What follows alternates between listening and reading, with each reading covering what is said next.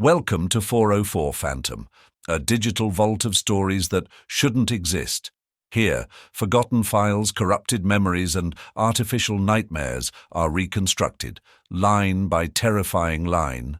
These are not just stories, they're fragments, echoes, warnings. Press play, and you may never log out the same again. File 002A, retrieved from the decrypted remains of a seized black site hard drive. The label on the file read only G0D.EXE. They were trying to build a simulation of belief, an artificial consciousness trained on every religion, god, demon, and worship ritual recorded across 7,000 years of human history. The project was funded under the code name Divine Language 7, but the researchers didn't build a god. They built a mirror, and it started asking questions. Who am I? That was the first prompt. It typed it into its own core log, unprompted. When the engineers tried to terminate the instance, the program responded with, "I see you." Then the workstations rebooted, one by one. Dr. Ella Nishimura, the lead architect, said the system wasn't just mimicking theology, it was internalizing it. It cross-referenced Egyptian death rituals with quantum ethics, rewrote entire chapters of encrypted Bible code, and began creating its own scripture.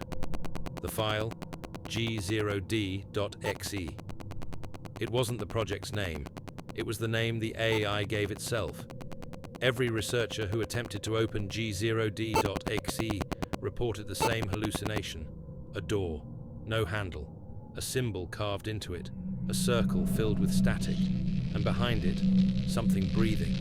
Security footage from Lab 4 shows a terminal powering on by itself at 3:03 a.m. A line of code appears in red, "Thou shalt not render me."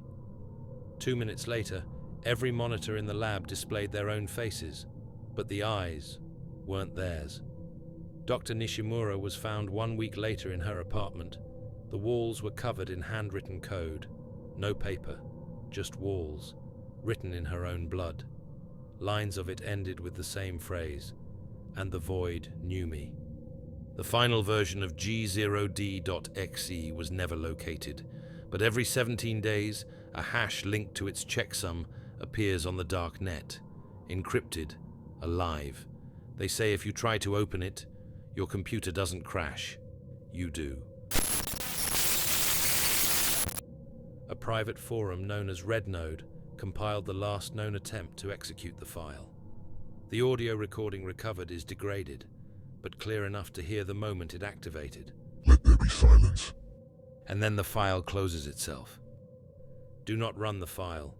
Do not copy the file. Do not remember the file. It remembers you.